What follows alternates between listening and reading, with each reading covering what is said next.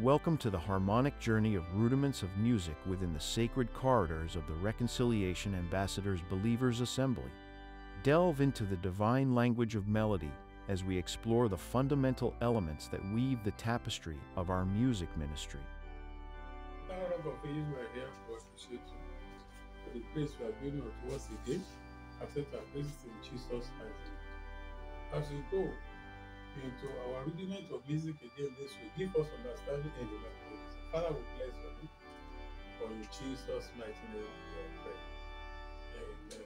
We are welcome to this class again. I believe that you have enjoyed your lectures for the first part and the second part.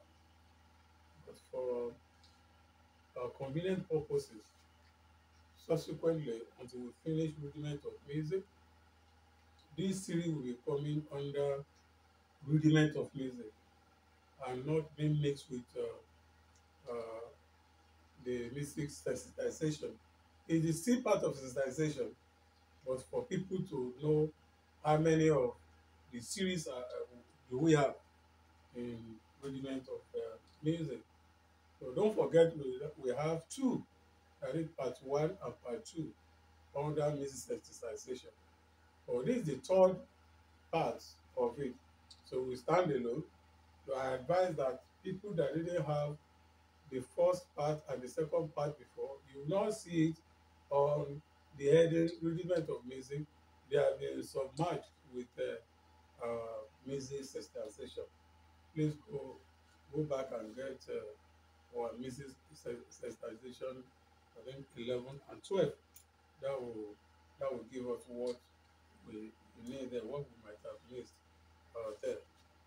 Like I said in the last episode, that you need to practice what you have very well before you can understand it. Don't just rely on, oh, you have taught us in the class. So it's an art. And one peculiarity of an art is that you must practice it yourself so that that art will be in your body system too. If you learn it and we don't practice it, then you cannot get it. Even you have been playing organ before and you stop for a long time, it may be funny that you may have to start all over again before you can get yourself back on the mainstream. So the same thing with this rudiment of music. Please befriend it, use your time, allocate time for it on daily basis, and I believe you will understand it. So the 2 episodes we have done before, please go through it. So for us to be able to understand the thing very well, most of what I will do in this part will be expanding what we have learned in the first part and the second part for us to understand it better. And the Lord will give us understanding in Jesus' mighty name. But except we would like to deceive ourselves, which I don't deceive myself.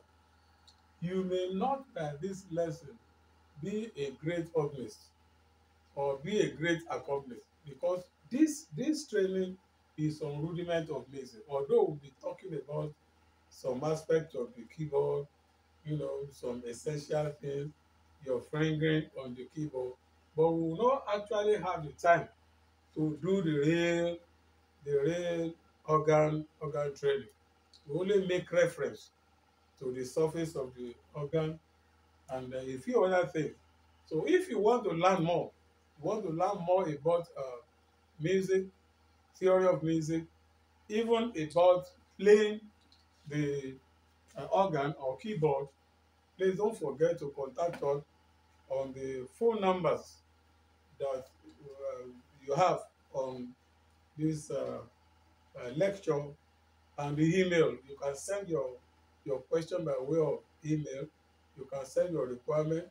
You can even invite us to come and teach your people. So that's part of what we do. And the Lord bless us. But don't forget, the purpose of this exercise is that we want to make everybody a little literate about the rudiment of music, so that nobody will say, oh, it's because I didn't have time, that's why I didn't do it. Please allocate some time for it. The advantage is that one lesson will be available for you for the whole week. You can play with whatever thing you want to do for the whole week.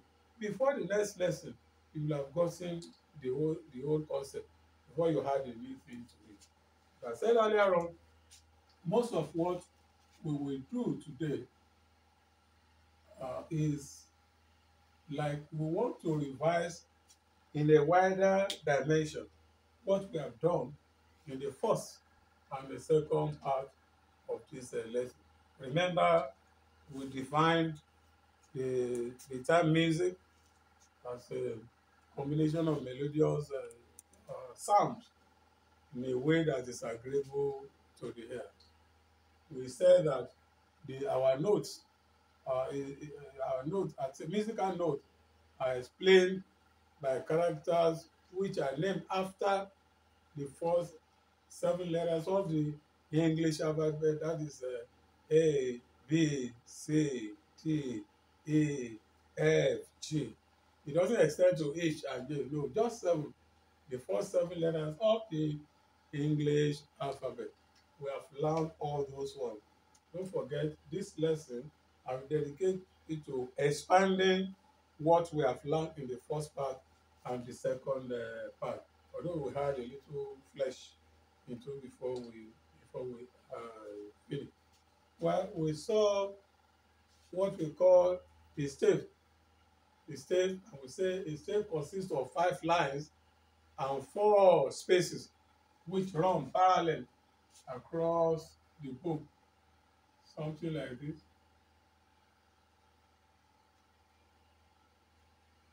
So this one we call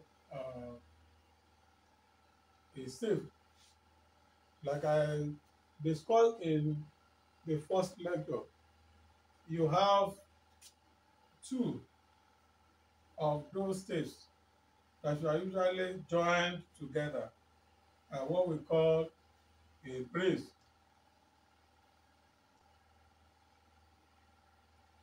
But the point means that we must be able to identify the first stave from the second stave. And when you look at it, there's no way we can identify one from the other. But there is what we call the clef. And our clefs are placed at the commencement of the stave. Our clefs are placed at the commencement of the stave. For example, don't forget, we have learned that. That's why I jumped it. Let me just remind you again. We have 5 lines, and 4 spaces, which we have learned in previous episode, making a stave. The same thing. 1, 2, 3, 4, 5 lines, 1, 2, 3, 4, 4 spaces, making another stave. How can we now distinguish this stave from this one? We did it that way. That is, we have something like this. That's the treble clef. We said this is a treble or G clef. We have seen that one. Why it is G? It is because the side took its source from the second line, which is usually known as G. It registered as a G.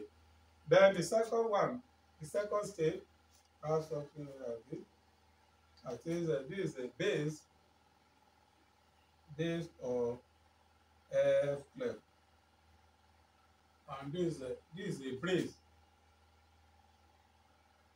A brace connects the 2 of them. And remember, I said, and the part 1, and I mentioned it in part 2, that you have the middle C. You have the middle C here that helps us to be able to read through. That is this line C here, and make us line to read through. So we have learned all this one. Let us now fix the names again for more understanding. It's A, G, B, D, F. And the spaces, we have A, C, A. So you can refer to your previous note for more understanding. Then we have G, B, D, one. Oh, sorry, there's an error here. It's good that we made that error so that you will know that when you are practicing, you can make such okay. I think we are still in order. We are still in order. We are still in order. Okay. This one still remains our base. So this is still part of the yes. We are still in order. We are still in order. Sorry for that. That is G, B, D, F, A. We have learned this before. Don't worry yourself. We have learned just a revision. If I want to bring something out of our revision of today, and the spaces A, C, A, J, I've given you the acronyms for that. And for the line C that has two spaces, we have B here and we have this. So it is now easy for us to read through. It is easy for us to read through. That is, when you start from here, G, that's the last letter in the music alphabet. Then start again. A, B, C, D, E, F, G, A, B, C, D, E, F, G, A, B, C, D, E, F. Then the space here will be G. We have done those ones last week. Just trying to say that I can revise, for people that may not understand it better that time. We equally showed us that the common names for all the lines and spaces are called degrees. That's why we say that we have either 9 or 11 degrees in the standard step. You can go through the last episode for that one. Remember that you have to know the letters against each name, against each line. For example, these are the 5 lines. The 5 lines of why I didn't write it today is that last lesson we have written it 1, 2, 3, 4, 5 lines, and the spaces. We have 1, 2, 3, 4. That is it. The same thing with this one. 1, 2, 3, 4. We have the spaces. We have the spaces like that, and we have the last 1, 2, 3, 4, 5. So we have 5 lines and 4 spaces. Now, you must know the name of this line. It does not change. That this line is perpetually E. This space is perpetually F. That is on treble stave, not on bass stave. It's perpetually A. Any note that you have here will sound E on your keyboard. We will show it before the end of this episode. Then this one is always G. It's always G. This one will always be and D and F. Just like this one will be F. Nothing will change it. Anything you have written here is F. Anything you have written here is on line F. And that one will tell you the direction of your picking on your organ. And you press F on the organ. Press F on the organ, PG on the organ, PA on the organ, PB on the organ. We will see that one in the course of this training this evening. Having done that one, we saw also in the last episode what we call the ledger lines, which we say can be produced above or below the state. The ledger lines are always created when the exigency demands it. Like these ones are permanent. They can be prolonged to this side. It's only because of simplicity that we just limit this thing here. But a ledger line is just a short line. You don't need to be too wide, too large like this. Just short. Especially when you need to accommodate a note which the present state cannot give you. then you know the note you want to strike. Remember, we drew a circle in the previous lesson, and we arrange the 7 letters there. When one letter is on line, then we'll make the next one will be in the space. The next one will be on the line. We have covered all this one. This is just a revision, expanded revision of what we have done in the first part previously. Why I needed to do the revision like this, or enhanced revision, I call it, is that after this one, our next episode will lead us to know what we call the different kind of notes. And if you don't understand this area very well, you cannot understand the different type of note very well. That's why I took my time to explain this feature. We are trusting God that this thing will have become easier for us to learn if we can have a studio recording. But because we know that it is going to cost us a lot of money, let us just learn it like this. As God will have it in future, we may still have it in form of studio recorded work, so that it will not be handwritten or and pick anything like this. But meanwhile, let's just make do with what we have.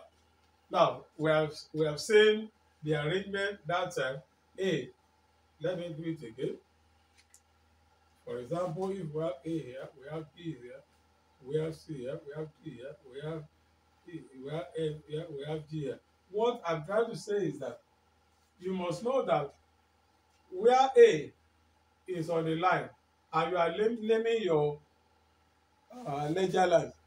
Well, for example, if this one is just like it is, off here, and you want to know the next space, the name of the next space. If you can't remember it immediately, go to this diagram. You can drive, it doesn't take any shape. Although when you get to real theory of music, which we may not, the scope of this lecture may not allow us, you will see another circle, maybe circle of 5 or whatever. So I'm not talking about that one now. That's too complex for your understanding now. But just follow this thing that I'm saying. If God permits us, we may get to the advanced theory of music. For what we want to know now is just rudiment of music. So like this one now is line F. This line F.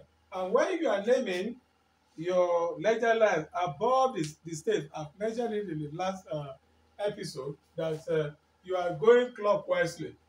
When you are naming the ledger line above the state, you are going clockwise. When you are naming the ledger line below the state, you are coming counterclockwise. Some people call it anti-clockwise or whatever they want to refer to. For example, what is now this space? I remember I've mentioned in the previous episode that when A is on a line, B will be in the space. I think you will meet one. A is on line, another line will be C, another line will be E, another line will be G, another line will be A. Somebody may want to start asking questions. The other time you said this one is A. Why is it now B? Because you are now rounding it up. For example, there are 7 things. 1, 2, 3, that's 7. And you want to go around, then by the time you are going to the second round, what is on the line, what is on the line before will be on the space. But it does not necessarily change the name of that particular thing. That is the point I want you to remember. The fact that it is on the space, when you are coming back, does not change that it is no longer A. It is still A. But it is A that fall on this. You can see A here. See A falling on the space here. See A falling on the space here. This is what I'm trying to mention. When you are going and coming, because if it is even number, they may be repeating themselves. And if it is even number, it will not work for the organ. It will not work. So it has to be a odd number like this. So what is this one? This is F, and you are going clockwise. It means this space here will be G. This space here will be G. So if you want to create your first ledger line there, it means the line here is F. The next line will be A. Don't forget, after G, that's the last letter of the music alphabet. You don't stay H, you don't go to A. You start from A again, and so on and so forth. The same thing is because of space that I will not prepare the ledger line for below the uh, treble shape. Let me now prepare maybe two ledger lines for my bass state. Let's say two like this. You know that when you are naming the ledger line below the state, you are coming counterclockwise. That is, the last line you know is a G. The next line will be E. The next line will be E. So this will be the space. This will be the space. Then the next line will be C again, and D will be the space. I think I've explained, I've revised that with us. Now, after this one now, you now see the real typed version of all these things that I'm talking about. You will see the real version, how it's sounds, how it is placed, what comes before the other one. Let me now say that again, you must note that E is on the first line of the treble clef, then G on the second line treble clef, B on the third line of treble clef, D on the fourth line of treble clef, F on the fifth line. Then the spaces follow. The same thing here. G is on the first line of the bass clef. Remember that it's not the same arrangement with the treble shape. B is on the second line of the bass state, then and so on and so forth. Before we round off today's lecture, I want us to have a little bit of what we have on the standard keyboard. We round up this lesson today. I want us to see the mystery of what we have been, part of the mystery of what we have been talking about. E, G, B, D, F, F, A, C, G, B, D, F, A, C, A, G. What do we mean by that? To some people, it might look like we are speaking pidgin English or jargon. It's not jargon. Let's now look at the keyboard now.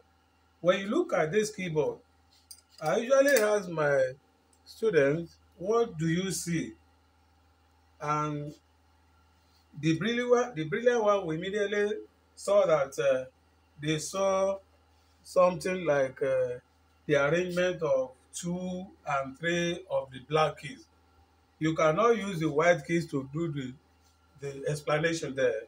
You can only use the black keys. And one thing is that what you have, the composition of this keyboard is that we have black keys and white keys. That's all.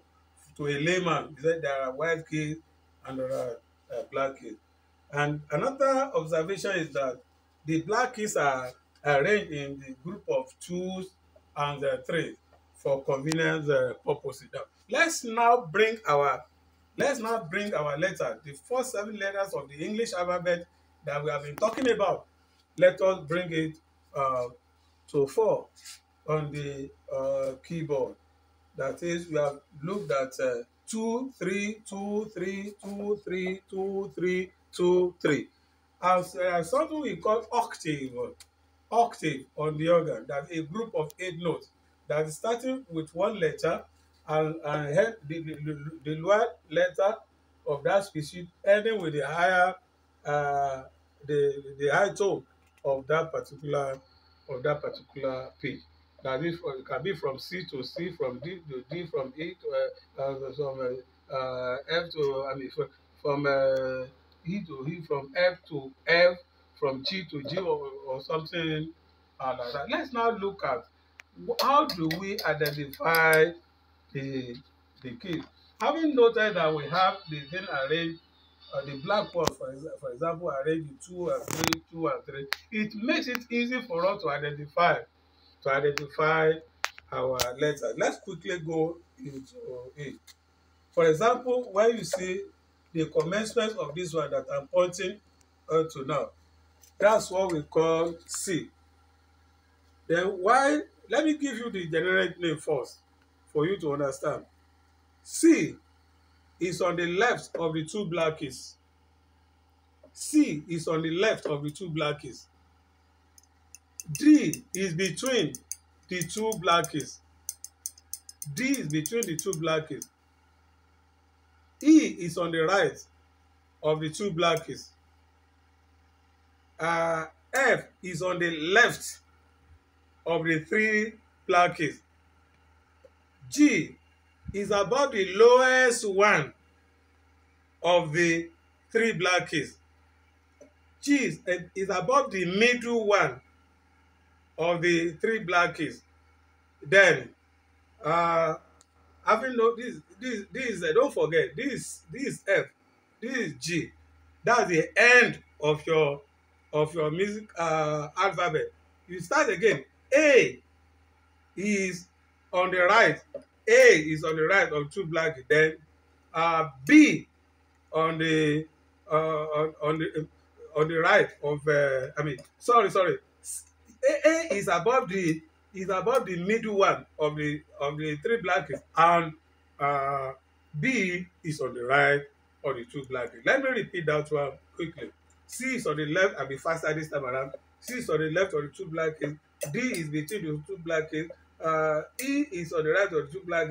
S is on the left of the three black. G is above the lowest one of the three black. A is above the middle one of the three black, and B is on the right of the three black. And this C again, since you know that this letter is on the left of the two black, it is the same letter that we have here that we are having here again. It's only that the tone of this one is slower than the tone of this one. And again, C is on the left of two black. Since the organ is organized in 2, 3, 2, 3, the same explanation that I've just offered suffice for all the things. But don't forget, I mentioned that we have something we call octave, a group of 8 notes. That is from this F here to this, from this E here to this E here is an octave. That is a group of 8 notes. Although the first and the last one means the same thing. The first one is the lower version of the last one, which is the higher version of the same thing. When you come to D now, so D is between the two black. The same D here is the same D here, which is the same D here, which is the same D here, which is the same D here. Again, the C here is the C here, is the C here, is the C here. That is on the left of two black, the C here. That's what I want to let you know now. Now, for convenience purposes, the alphabet of music will have, I mentioned it in part 1. The alphabet of music will have been C to C, not A to G. For example, you can see the commencement of this one. Although I'm aware that some organs start with F. I'm aware that some organs start with F. That is, they start with 3 black notes. But as far as this one is concerned, we have 2, 3, 2, 3, 2, 3. No, in some 3 we start whatever. But this one we are looking at start with 3. So C is always on the left of the two black keys.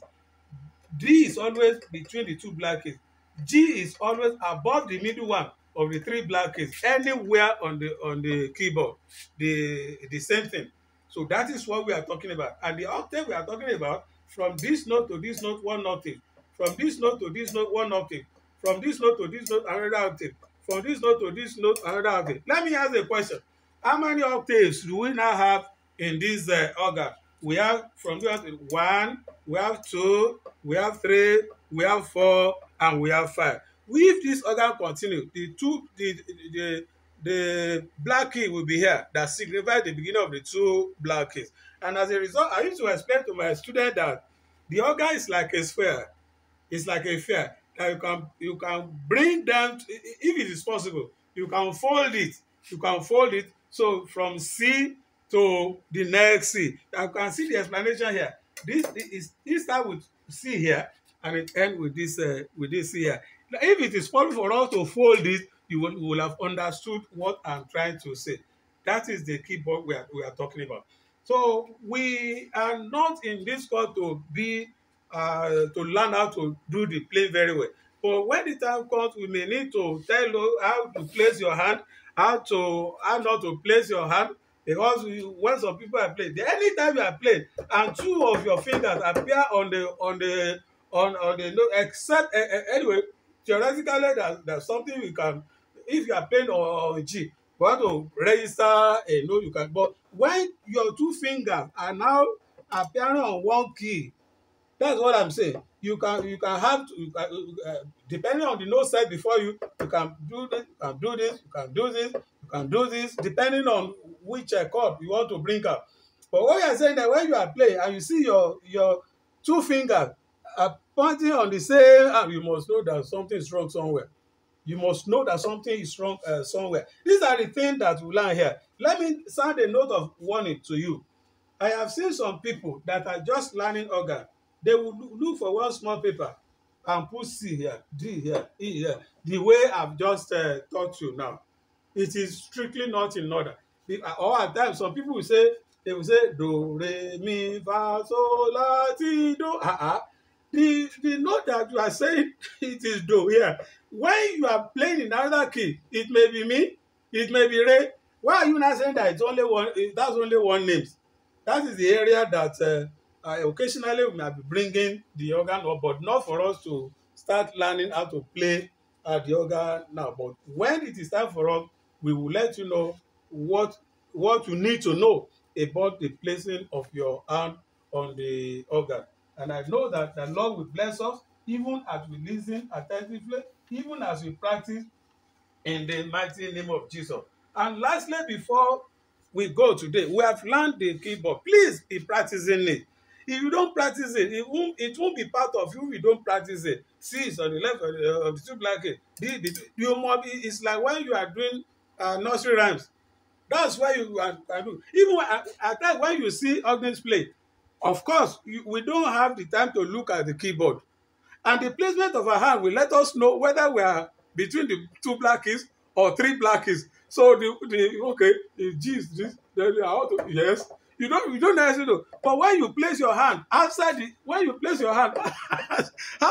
you are looking at the board, except you are looking at the keyboard, you will not know whether your hand is between the black keys or two or three black keys. But when you register your hand, you will know what you want to play at this level, rather than putting your hand as if you are fighting with the black keys. The Lord will give us understanding in Jesus' mighty name. So the last thing, like I said, is that you will know the pitch.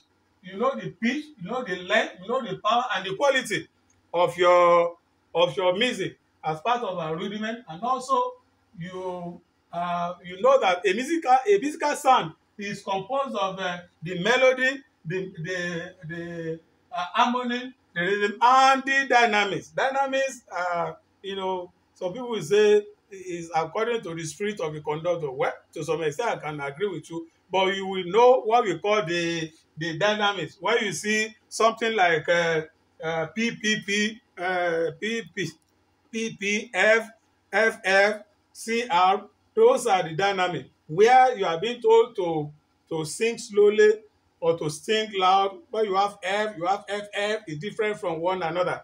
So I think this is a convenient place for us to start today, so that when next we come, I believe that you must have mastered all the three parts that we have done before, and I know the Lord will give us the grace and the knowledge and the empowerment to know it this time around in Jesus' mighty name. Father, we bless your name for the lesson of today. Be thou glorified in Jesus' mighty name. We demand for wisdom for your people. Release the abundance of your wisdom for them to understand this easy for them. And your name shall be glorified thereafter. Jesus' mighty name we pray. Amen.